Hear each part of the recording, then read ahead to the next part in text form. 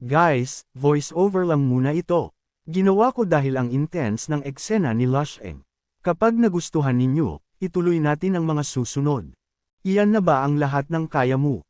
Ang dalawang maninipis na espada sa mga kamay ni Ripple Swift ay tila mga bato na hawak ng isang mahusay na conductor. Samantala, ang mga annihilation arrow na paulit-ulit na pinakakawalan ni Lu Sheng ay parang mga nota lamang na sumusunod sa bawat galaw niya. Sa isang marahang pag-indayog ng kanyang espada, agad na nagbabago ng direksyon ang mga palaso. Ni hindi makalapit ang mga ito sa loob ng 10 metro mula sa kanyang katawan, lalo nang imposibleng masugatan siya ng mga iyon. Hawak ang dalawang maninipis na espada, malamig na tumingin si Ripple Swift kay Lu Sheng. Bahagya niyang iniling ang kanyang ulo bago nagsalita ng walang anumang emosyon. Kung ito na ang pinakamalakas mong kakayahan, natatakot akong sabihin na napakalayo pa ng kasalukuyan mong lakas upang makumplito ang King Coronation Path. Ganoon ba? Walang mabasang emosyon sa mukha ni Lu Sheng. Bigla niyang marahas na ibinuka ang kanyang dalawang braso. Sa espasyong nasa pagitan ng mga ito, mabilis na lumitaw ang napakaraming annihilation arrow. Siksikan ang mga ito sa ere, at sa isang tingin lamang ay malinaw na hindi bababa sa 100 ang kanilang bilang. Kung ganoon, paano naman ito? Bahagyang umangat ang isang sulok ng labi ni Lu Sheng. Isang matalim na liwanag ang kumislap sa kanyang mga mata.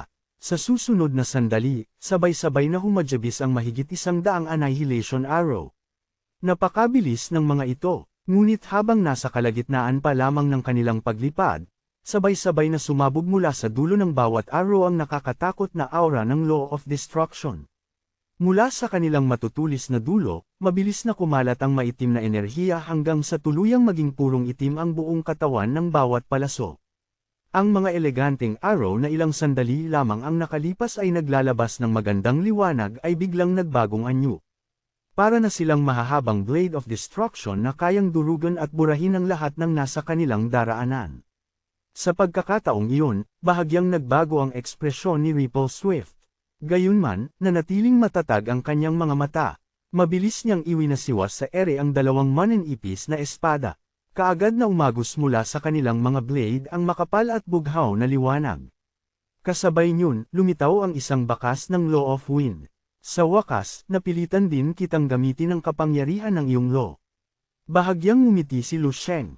Akala ko ipagpapatuloy mong labanan ako nang hindi ginagamit iyon. Hindi sumagot si Ripple Swift. Tahimik lamang niyang manonyebra ang dalawang espada sa kanyang mga kamay. Sa ilalim ng kanilang matutulis na blade, nagsama-sama ang bughaw na enerhiya ng Law of Wind. Mula rito ay nabuo ang hindi mabilang na crystalline at translucent blue threads. Isa-isang kumalat ang mga ito sa likuran ni Ripple Swift, na para bang isang pares ng napakalaking pakpak. Sa susunod na sandali, ang mga bughaw na sinulid ay sabay-sabay na sumabog palabas. Para silang hindi mabilang na buto ng dandelion na biglang tinangay ng isang malakas na hangin. Direkta nilang sinalubong ang mahigit 100 arrow of destruction na pinakawalan ni Lu Sheng. Napakamapang api ng Law of Destruction. Kung pag-uusapan ang antas ng dalawang law, walang laban dito ang mga sinulid na nabuo mula sa Law of Wind. Sa bawat pagkakataong magdikit ang mga ito, agad na napuputol ang mga bughaw na sinulid. Kahit bahagyang mahawakan lamang sila ng itim na aura ng destruction, agad silang nadudurog at naglalaho. Marahas na bumangga ang daan-daang arrow of destruction sa napakaraming law threads. Sa isang iglap, malalaking bahagi ng mga bughaw na sinulid ang sunod-sunod na nawasak. Samantala, halos walang anumang pinsalang natamo ang mga arrow of destruction. Gayunman, tila walang pakialam si Ripple Swift sa nangyayari. Patuloy na lumalabas mula sa kanyang dalawang espada ang mas marami pang sinulid ng Law of Wind. Nakakatakot ang labis na kapanatagan sa kanyang mukha, na para bang walang halaga sa kanya kung gaano karami sa mga sinulid ang sinisira ng kalaban. Marahang tumapik sa kawalan ng mga espada sa kanyang mga kamay. Sa bawat maliit na paggalaw, para bang kinakalabit niya ang hindi nakikitang mga kwerdas na nakatago sa loob ng mismong espasyo at cosmos. Maya-maya, marahang dumampi ang espada sa kanyang kanang kamay sa isa sa mga arrow of destruction. Napakagaan lamang ng pagdikit, kaagad ding binawi ni Ripple Swift ang kanyang espada. Gayunman, ang arrow na kanyang nahawakan ay bahagyang nagbago ng direksyon. Kakaunti lamang ang inilihis ng anggulo nito, ngunit malinaw na hindi na ito sumusunod sa orihinal nitong landas. Muling gumalaw si Ripple Swift. Tinamaan niya ang pangalawang arrow of destruction. Pagkatapos ay ang pangatlo, pang-apat, pang-lima, pang-anim. Nangyari ang lahat ng iyon sa loob lamang ng isang kisap mata. Ang dalawang maninipis na espada sa kanyang mga kamay ay direktang dumampi ng kahit isang beses sa bawat arrow of destruction na pinakawalan ni Lu Sheng. Sa buong prosesong iyon, napakakinis at napaka-elegante ng kanyang mga galaw. Para siyang nagsasagawa ng isang pambihira at magandang sayaw. Isang kahangahangang Starry Sky Sword Dance. Napakaganda ng tanawing iyon. Maging si Lu Sheng ay hindi napigil ang mamangha habang pinagmamasdan siya. Ngunit sa mismong sandaling marahang mahawakan ni Ripple Swift ang huling arrow of destruction, biglang may naganap na kakaibang pagbabago.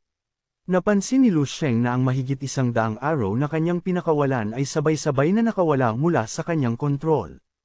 Para silang mga langaw na nawalan ng ulo. Magulo silang nagkawatak-watek sa iba't ibang direksyon.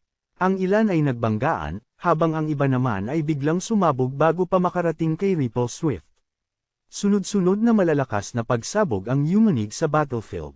Sa loob lamang ng ilang paghinga, tuluyang bumagsak at sinira ang sarili ng napakalakas na offensive technique ni Lu Sheng. Ang pag-ataking iyon ay sapat sana upang pahirapan ng gusto ang isang kalabang kasing lakas ni Dilius. Kaya nitong itulak ang isang formidable opponent sa matinding desperasyon, at maaari pa nga itong kumitil ng buhay. Ngunit sa harap ni Ripple Swift, kusang nagkawatak-watek ang buong pag-atake nang hindi man lamang siya napipilitang umatras. Kahanga-hanga, hindi napigilan ni Lu Sheng ang magbigay ng papuri. Bahagyang kumislap ang kanyang mga mata. Wala siyang ibang intensyon sa sinabi niya. Tunay siyang namangha sa napakataas na swordsmanship na ipinakita ni Ripple Swift. Sa puntong iyon, halos sigurado na siyang nakarating na sa 7th realm ang sword art ng babaeng nasa harap niya. Kung hindi ito isang 7th realm sword art, imposibleng makagawa ito ng ganoon nakakatakot na resulta. Ginawa nitong pambihira ang mga ordinaryong galaw at ginamit ang pinakasimpleng pagdampi upang wasakin ang napakalakas niyang offensive technique. Kung ganoon, marahang igalaw ni Lu Sheng ang kanyang leeg. Sunod-sunod na malilinaw na kalansing ang umalingaw mula sa loob ng kanyang perpektong katawan. Tapos na ang warm-up. Bahagya siyang humakbang pasulong. Sa sandaling bumagsak ang kanyang paa, mabilis na hamaba ang kanyang maitim na buhok. Isa-isang nagbago ang bawat hibla hanggang sa maging purong puti ang lahat ng ito. Kasabay niyon, tuluyang naging dalisay at puti ang kulay ng kanyang mga mata. Sa gitna ng kanyang noo, tahimik na nabuo ang isang napakagandang puting korona na may mga gintong pattern. Sa loob lamang ng isang kisap mata, ganap na nakumpleto ni Lu Sheng ang kanyang pagbabago mula sa isang ordinaryong tao tungo sa isang nilalang na tila isang tunay na Diyos. First Realm of Extreme Yang. Sa totoo lang, hindi ko talaga gusto ang ganitong nakakabagot na paraan ng pakikipaglaban. Nakangiting tumingin si Lu Sheng kay Ripple Swift. Pantay at napakaputi ng kanyang mga ngipin. Dahil sa divine form ng Extreme Yang na bumabalot sa kanyang katawan, tila may bahid ng awa at kabaitan ang kanyang ngiti. Para siyang isang Diyos na mahabaging nakatingin mula sa itaas patungo sa mortal na mundo. Gayunman, ibang-iba ang tono ng sumunod na mga salitang lumabas sa kanyang bibig. Mas gusto ko pa rin ang estilo ng pakikipaglaban kung saan ramdam na ramdam ang bawat suntok na tumatama. Pagkatapos niyang magsalita, biglang naglaho ang kanyang katawan at naging isang nakasisilaw na puting liwanag. Halos kasabay niyon, muling lumitaw si Lu Sheng sa layong wala pang 10 metro mula kay Ripple Swift. Sa unang pagkakataon, may lumitaw na malinaw na pagbabago sa karaniwang kalmadong mga mata ng babae. Bahagyang pagkagulat, sa loob ng martial body ni Lu Sheng, sabay-sabay na umungal ang mahigit 367 million extreme yang immortal cells. Mula sa bawat cell, bumuhos ang napakaraming divine power. Ang nakakatakot, malaya, at halos walang hangganang enerhiyang iyon ay sabay-sabay na nagtipon sa kanyang kanang kamao. Tuluyang nabalot ng purong puting liwanag ang kanyang fist. Para itong isang napakalaking brilyante. Napakakinang nito at napakaganda, ngunit napakasakit din itong titigan ng direkta. Nag-aalab ang mga mata ni Lu Sheng habang mat-aman niyang tinitigan si Ripple Swift. Nakatayo siya sa itaas nito, at mula roon ay marahas niyang ibinagsak ang kanyang kamao. God's Fist descends. Sa sandaling bumagsak ang suntok, halos mapuno ng walang katapusang puting liwanag ang buong battlefield. Gayunman, nanatiling kalmado ang mga mata ni Ripple Swift. Mabilis niyang pinag-cross ang dalawang maninipis na espada sa kanyang harapan. Muling namukadkad sa mga blade ang kapangyarihan ng Law of Wind. Ngunit sa pagkakataong iyon, hindi na ito naging mga sinulid. Sa halip, nabuo ang dalawang manipis na Blade of Light na tila mga pakpak ng cicada. Mabilis na gumalaw ang dalawang bughaw na blade. Sobrang bilis ng kanilang frequency, maging si Lu Sheng ay hindi kayang malinaw na sundan ang bawat paggalaw. Kasabay niyon, sumabog mula sa mga ito ang isang napakatinding cutting force. Marahas na bumangga ang kamao ni Lu Sheng sa dalawang blade. Bumulwak sa lahat ng direksyon ang purong puting enerhiya. Gayunman, halos walang makitang bakas ng bughaw na liwanag sa gitna ng pagsabog. Mabilis na umatras si Lu Sheng at bumalik sa kanyang dating pwesto. Itinaas niya ang kanyang kanang kamay at tiningnan ang ibabaw ng kanyang kamao. May dalawang maninipis na puting marka na nag-cruise sa ibabaw nito. Gayunman, mabilis ding kumupas at naglaho ang dalawang marka. Ngunit hindi lamang iyon ang natamo niya. May mga marka rin sa kanyang dibdib, leeg, pisngi, mga braso, mga binti, pati sa kanyang likuran. Hindi na mabilang ni Lu Sheng kung ilang beses siyang tinamaan ng espada ni Ripple Swift sa loob lamang ng napakaikling sandaling nagbanggaan sila. Tila halos lahat ng mahahalagang bahagi ng kanyang katawan ay inatake nito. Kung hindi pa nabuo ang embryonic form ng kanyang low body, at kung hindi lubhang lumakas ang kanyang immortal martial sovereign body, maaaring malubhan na ang kanyang mga sugat. Posible pang ang natalo na siya sa iisang palitan lamang. Talagang napakapangit ng kontrol mo sa sarili mong enerhiya. Mula sa malayo, dumating ang malamig na tinig ni Ripple Swift. Tumangala si Lu Sheng. Nakatayo roon ang babae, hawak ang kanyang dalawang espada habang walang anumang emosyon na nakatingin sa kanya. Halos walang hanggan ang enerhiyang taglay mo. Dahil hindi ka nag-aalala na maubusan, walang ingat mo itong sinasayang. Ngunit huwag mong kalilimutan na kailangan mong kontrolin ang bawat bahaging nakakatakas mula sa iyong katawan. Kapag nagawa mo iyon, hindi lamang mababawasan ang nasasayang mong enerhiya. Direkta rin itong mapapalakas ang intensity ng bawat pag-atake mo. Bukod pa roon, hindi lahat ng lugar sa cosmos ay may ganito karaming enerhiya na maaari mong gamitin at sayangin anumang oras. Sandaling natahimik si Lu Sheng. Pagkatapos ay bahagya siyang tumango. Tama ka, muli, mahina siyang sumigaw. Sa pagkakataong iyon, tuluyan nang nawala ang casual at walang ingat niyang pagtingin sa laban. Muli siyang sumugod. Mabilis na nagtagpo ang dalawang figure. Sa loob lamang ng isang segundo, daan-daan, o posibleng libo-libong banggaan ang naganap sa pagitan nila. Dahil sa napakatibay na martial body ni Lu Sheng, hindi kayang basagin ng mga ordinaryong pag-atake ni Ripple Swift ang kanyang depensa. Dahil dito, halos hindi na niya inisip ang pagprotekta sa sarili.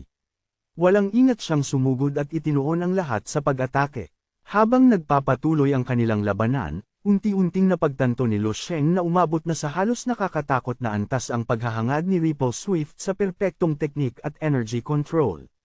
Ang bawat maliit na bahagi ng kanyang lakas ay eksaktong dinadala sa pinakaangkop at pinakamabisang lugar. Hindi siya nag-aaksaya ng kahit kititing na enerhiya. Ang estilo niya sa pakikipaglaban ay parang isang napakakomplikado at napakabilis na makina. Ang bawat bahagi ng enerhiya sa kanyang katawan ay isang gear na gumagalaw ng perpekto kasabay ng lahat ng iba pang gear. Palagi niyang ginagamit ang pinaka-eksakto at pinakamabisang paraan upang magpakawala ng pinaka-nakakatakot na pag-atake. Sa buong prosesong iyon, ni hindi nagawang mahawakan ni Lu Sheng ang lelayan ng kanyang kasuotan. Dahil dito, sinimulan niyang sadyang gayahin ang mga galaw ni Ripple Swift. Ginamit niya ang kanilang labanan upang sanayin ang kanyang sariling teknik at kontrol sa enerhiya. Sa katunayan, hindi naman pangit ang kontrol ni Lu Sheng sa sarili niyang kapangyarihan. Pagkatapos ng lahat, nakuha at minana niya ang mga alaala ng napakaraming level 13 martial arts master. Maaaring hindi perpekto o kumpleto ang lahat ng alaalang iyon, ngunit sapat pa rin ang mga ito upang itaas ang kanyang kakayahan ng higit sa karaniwang antas. Gayunman, kapag ikinumpara sa isang master na tulad ni Ripple Swift, malinaw na napakalaki pa rin ng kakulangan niya. 13 taong gulang pa lamang si Ripple Swift nang makabisado niya ang mga teknik ng 7th realm of martial arts. Sa harap ng ganoong uri ng halimaw sa teknik, tila isa lamang walang karanasang baguhan si Lu Sheng. Ngunit hindi siya pananghinaan ng loob. Para siyang isang tuyong sponge na desperadong sumisipsip ng lahat ng nourishment na makukuha niya mula kay Ripple Swift. Kasabay niyon, patuloy siyang naghahalongkat sa pinakamalalim na bahagi ng kanyang memorya, muscles, at soul. Hinahanap niya ang mga alaala at teknik na minsan na niyang minana, ngunit kalaunan ay nakalimutan o hindi nabigyan ng sapat na pansin. Ang pagkakaroon ng mga alaala ng mga kalabang kanyang natalo ay hindi nangangahulugang ganap na niyang nakuha ang lahat ng kanilang kakayahan. May mga bagay pa rin kailangang isa-isang pag-aralan, pagsamahin, unawain, at tunawin bago tuluyang maging bahagi ng sarili niyang lakas. Matagal nang ginagawa iyon ni Lu Sheng. Ngunit nitong mga nakaraang panahon, napakabilis ng pagtaas ng kanyang strength. Lalo itong bumilis matapos niyang gamitin ang 30 third-tier star course na ibinigay sa kanya ni Xiangxin. Biglang tumaas ang kanyang martial power, kaya wala pa siyang sapat na pagkakataon upang balikan at patatagin ang maraming maliliit ngunit mahahalagang detalye. Sa kabutihang palad, ibinigay sa kanya ngayon ni Ripple Swift ang eksaktong pagkakataong kailangan niya. Hindi nagmamadali si Lu Sheng na humanap ng paraan upang tapusin ang laban. Sa katunayan, lihim pa nga niyang hinihiling na sana ay tumagal pa iyon ng kaunti. Sandali, biglang marahas na nagbanggaan ang dalawang manenipis na espada. Isang malakas na puwersa ang sumabog at ipinadala si Lu Sheng ng ilang daang metro palayo. Nakatayo si Ripple Swift sa malayo habang bahagyang nakakunot ang kanyang pinong mga kilay. Mataman niyang tinitigan si Lu Sheng. Sa kanyang magandang mukha, malinaw na lumitaw ang pagkalito at pagkabigla. Bakit napakatibay ng martial body mo? Bakit hindi kayang basagin ng 7th realm sword art ang depensa mo? May bahid ng hindi makapaniwala ang kanyang tinig. Natural na ibinaba ni Lu Sheng ang kanyang mga kamay at pansamantalang niluwagan ang buong katawan.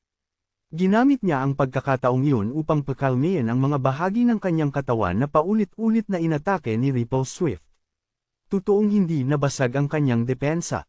Gayunman, hindi nangangahulugang wala siyang nararamdamang sakit.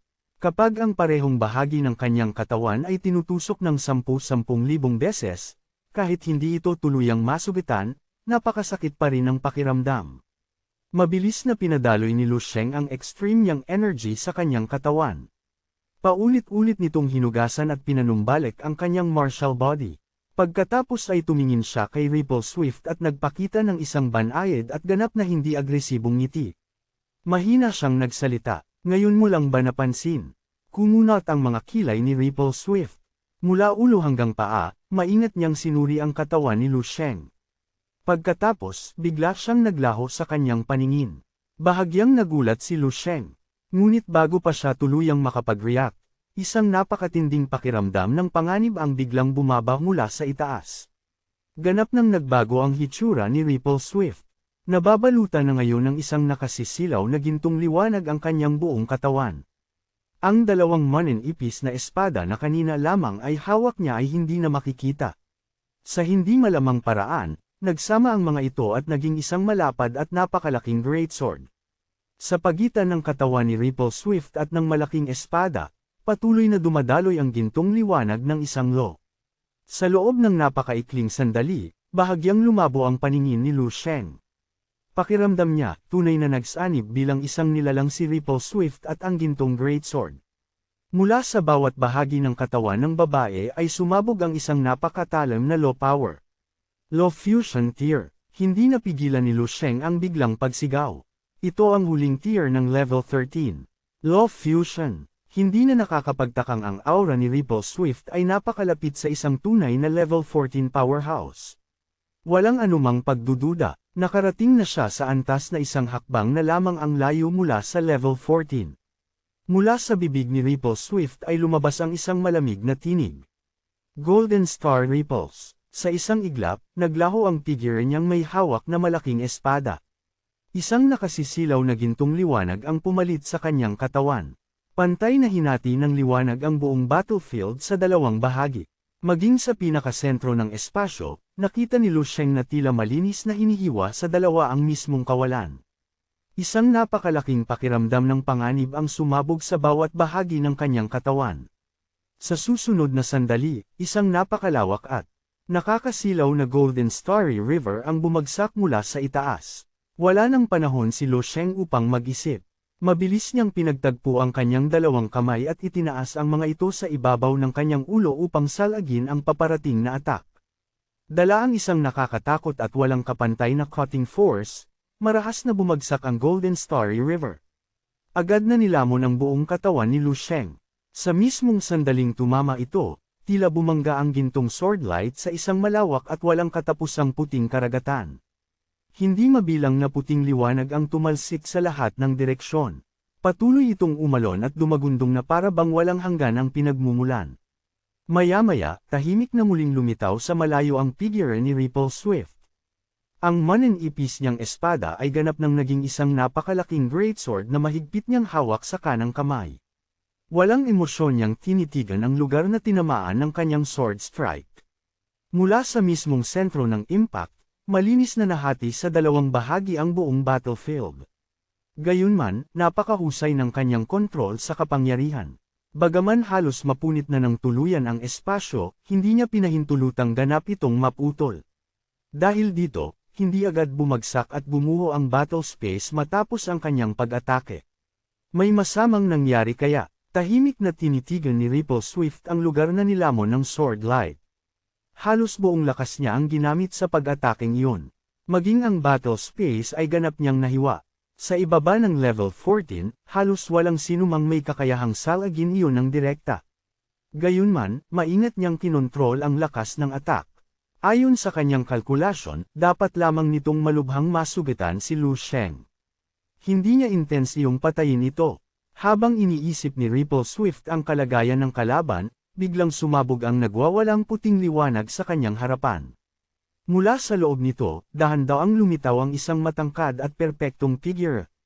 Tahimik na nakatayo si Lu Sheng sa gitna ng puting liwanag. Bahagyang nakatingala ang kanyang ulo at nakapikit ang kanyang mga mata. Nakadikit ang kanyang kanang kamay sa gitna ng kanyang noo. Mula sa kanyang mukha hanggang sa kanyang dibdib, makikita ang isang mahabang puting marka ng espada. Gayunman, mabilis itong kumukupas at tuluyang naglalaho. Nang makita iyon, marahas na lumiit ang mga pupil ni Ripple Swift. Maging siya, na palaging kalmado at kontrolado, ay hindi na kayang panatilihin ang katahimikan sa kanyang puso. Para bang 1,000 napakalalaking alon ang sabay-sabay na sumabog sa kanyang kalooban. Bigla siyang humakbang pasulong at hindi napigil ang sumigaw. Paano ito naging posible? Anong klaseng martial body ang mayroon ka? Mataman niyang tinitigan si Lu Sheng. Halos hindi niya mapaniwalaan ang tanawin na sa kanyang harapan. Nang marinig ni Lu Sheng ang kanyang tinig, dahan-dahan niyang iminulat ang kanyang mga mata. Marahan niyang ibinaba ang kamay mula sa gitna ng kanyang noo. Sa sandaling maalis ang kamay niya, biglang nahati sa dalawa ang napakagandang puting korona na may mga gintong pattern. Dalawang malinis at pantay na bahagi ang nahulog mula rito. Nang mawala ang pumipigil na korona, malayang bumagsak ang mahaba at purong puting buhok ni Lu Sheng. Sa sandaling iyon, taglay niya ang isang malungkot ngunit napakagandang anyo. Para siyang isang makapangyarihang hari na nasa bingit ng tuluyang pagbagsak ng kanyang kaharian. Kalmadong tumingin si Lu Sheng kay Ripple Swift. Pagkatapos ay mahina siyang nagsalita. Tinaga mo ang korona ko. Ngayon, talagang galit na ako.